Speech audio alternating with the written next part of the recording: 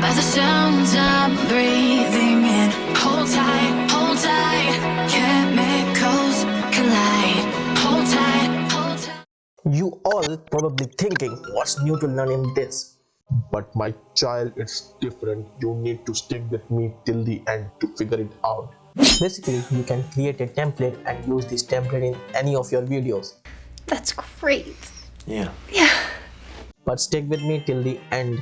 Open After Effects, create a composition and add duration to this composition up to 5 seconds. Thank you for watching. Then toggle the transparency of composition here and create a solid layer and make it black.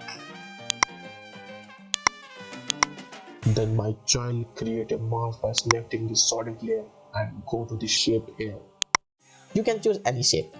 Then it's time to create a shape like this and select the mask layer, duplicate it.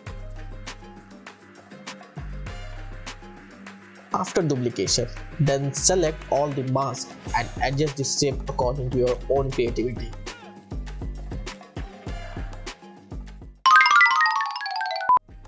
After doing this, then just open mask and click and change the first mask to inverted and rest change this add to subtract, add to subtract, add to subtract, add to subtract, add to subtract, add to subtract, add to subtract. And now we need to animate this. Who's there? Me!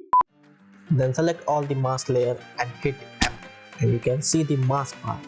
And after 2 seconds, create a keyframe of all the masks and drag the pointer to the start and then select one by one and change the position of mask layer outside the screen.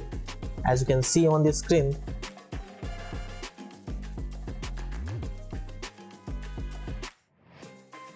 then we need to create the template. So are you ready?